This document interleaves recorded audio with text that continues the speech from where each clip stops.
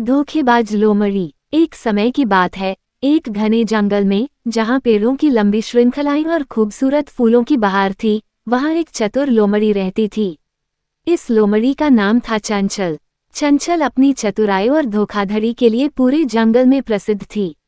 वो अक्सर अपनी चालाकी से अन्य जानवरों को परेशान करती और उनका खाना चुरा लेती। एक दिन चंचल ने जंगल के सबसे बुजुर्ग और समझदार हाथी गजानन से धोखा किया। उसने गजानन को एक खजाने का सपना दिखाया और कहा कि वो उसे उस खजाने तक ले जा सकती है। गजानन, जो सदा ही दूसरों की मदद करता था, चंचल की बातों में आ गया और उसके पीछे पीछे चल पड़ा। लेकिन जैसे ही वे जंगल के गहरे हिस्से में पहुंचे, चंचल ने गजानन को एक गड्ढे में फंसा दिया और वहां से भाग गई।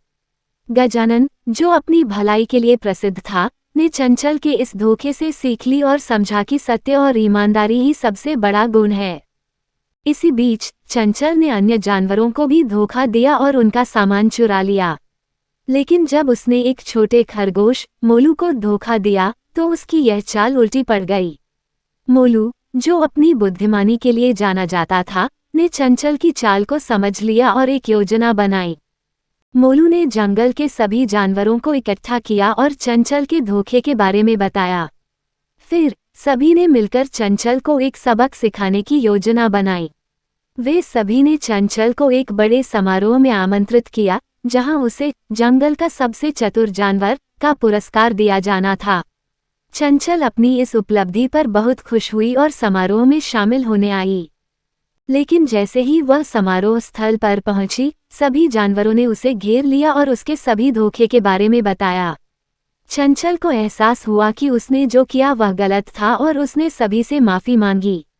इस कहानी का सीख यह है कि धोखा और छल कपट से कभी भी कोई अच्छा नहीं होता। सच्चाई और ईमानदारी ही अंततः जीतती है। चंचल ने भी इसे समझा और उसके बाद वह हमेशा सच्चाई और नेकी के रास्ते पर चली। और इस तरह जंगल में फिर से शांति और सद्भावना कायम हुई।